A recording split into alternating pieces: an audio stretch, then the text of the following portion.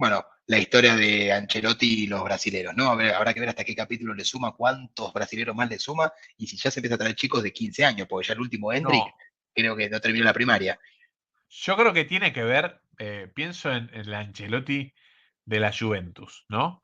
Con 2 subcampeonatos seguidos, en una época la Juventus ganaba muchísimo y más de uno pensó que la carrera estaba terminada después de eso, la carrera de entrenador de élite, ¿no? Eh, a partir de allí va al Milan y hace un mix interesantísimo porque si uno agarraba eh, el equipo del Milan del principio de los 2000 cuando lo agarra él, tenía la mitad de brasileños, la mitad italianos, y hacía un mix maravilloso porque le funcionaba. Y siempre voy a decir algo, Nacho. Alguien, creo que es el delantero más sobrevalorado de la historia, tenía a Shevchenko, ¿no?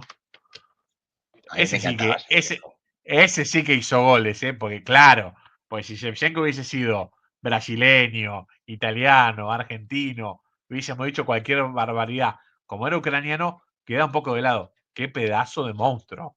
Sí, Qué pedazo de sí, sí, sí, monstruo. un animal, un animal. Eh, pero bueno, sí, la carrera de Ancelotti, como decís vos, o sea, renace en el Milan y es lo que después le permite hacer la carrera que hizo, ¿no? Porque después, bueno, terminó siendo Real Madrid, campeón de todo. Después tiene otro como declive en su carrera, llega a ir al Napoli que no le va muy bien, en el Everton y vuelve a Sí, renacer en el Real Madrid, la verdad que es sí, sí, sí. remarcable, increíble.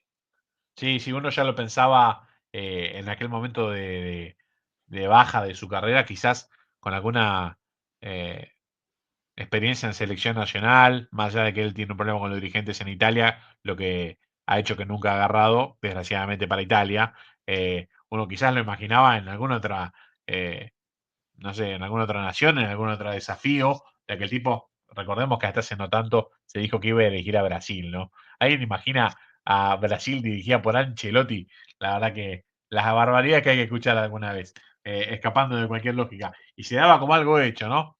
Pero sí, habrá que preguntar alguna vez qué significa eso de la importancia de los brasileños en sus planteles y los que el jugo que les ha sacado, ¿no? Porque Sí, pienso en toda esta última etapa en el Madrid, pero como decís vos, si uno va para atrás, Dida, Kaká, ¿no? Que era un juvenil prácticamente cuando llegó a Milanello, en el jugador que se transformó, bueno, todos los cracks de aquella época, Cafú, Cafú, Ronaldinho, bueno, sí, él sí, fue el sí. que trajo a Alexandre Pato también en su momento muy joven. Pato, Eh, Pato, otro jugadorazo. sí, muchísimo, muchísimo jugador. Creo que también estuvo, era Ancelotti cuando traen a Robinho del Real Madrid.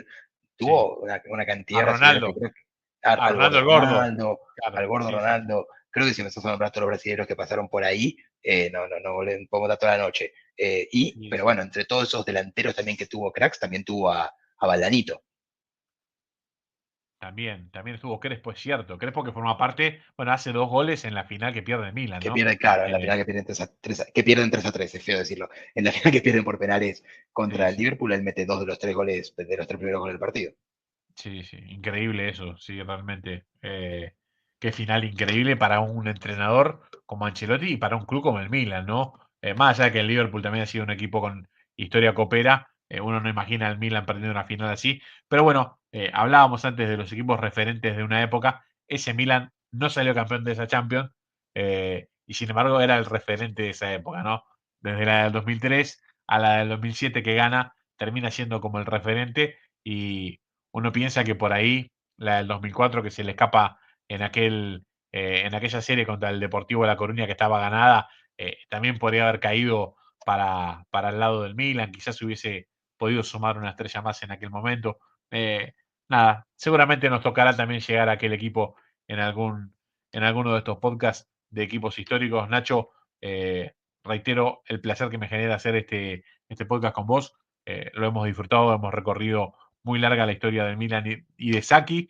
Y te voy a preguntar con qué nos vas a sorprender en el próximo capítulo.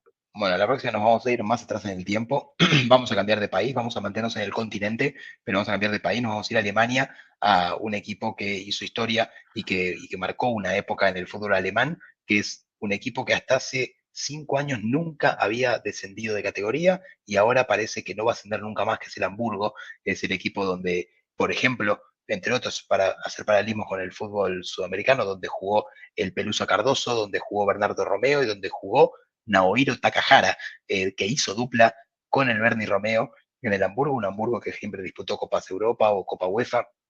Vamos a repasar lo que fue 79-83, que es donde ganan 3 de las 6 Bundesligas que tienen. Bundesliga, recordemos, se cuentan desde el 60 en adelante, que es cuando se fundó la Bundesliga. Bueno, 3 de los títulos los tienen en esa época y después tienen una Champions League, varios subcampeonatos, otro subcampeonato de Champions League y también 2 subcampeonatos de Supercopa de Europa.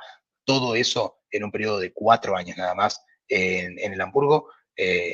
O en un fútbol, como dijimos hace unos minutos hablando del fútbol alemán y el fútbol francés, un fútbol que todavía el alemán entre esas fechas se dividía entre los equipos, no tenía un claro dominador, en ese momento fue temporalmente el Hamburgo, y recordemos también en un país que estaba dividido, ¿no? En un país que todavía teníamos Alemania federal y Alemania democrática, con lo cual había 2 torneos paralelos, pero bueno, el Schalke era obviamente, perdón, el Hamburgo era obviamente del lado de la Alemania federal, que, que era donde competían los que hoy en día son los grandes, el Borussia Dortmund, el Bayern, el Schalke 04, el Leverkusen, todos esos equipos eran obviamente del, del lado del lado este, en primera solamente quedan 2 hoy en día, quedan 2 hoy en día, uno es el Leipzig y el otro es el Unión Berlín, nosotros son todos del oeste, y mismo viendo las 2 primeras categorías tenemos muy pocos equipos del ex este.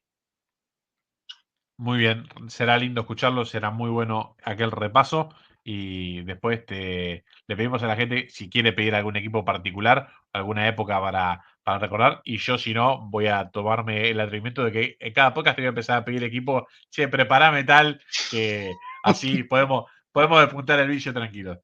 Nachito, Vamos a ver, vamos a preparar también, porque varios me lo pidieron, el San Lorenzo de Almirón, porque dicen que hay gente que le parece muy largo esto, entonces si quieren dormir a los 5 minutos, con el San Lorenzo de Almirón les garantizamos 3 minutos, se van a dormir, no, sí, no ven ningún podcast más. hay algunos que también se pueden sumar, que eso en el Boca de Aberger o el Boca de Borghi, podemos el River de Babington, podemos tocar algunos El River de Badminton. podemos tocar algunos que se ha seguido rápido. Pero bueno, habrá mucho para repasar y seguramente lo disfrutaremos mucho. Nacho, un placer como siempre. Un placer enorme, Dani, como siempre, y bueno, nos veremos en el próximo. Gran abrazo. Abrazo.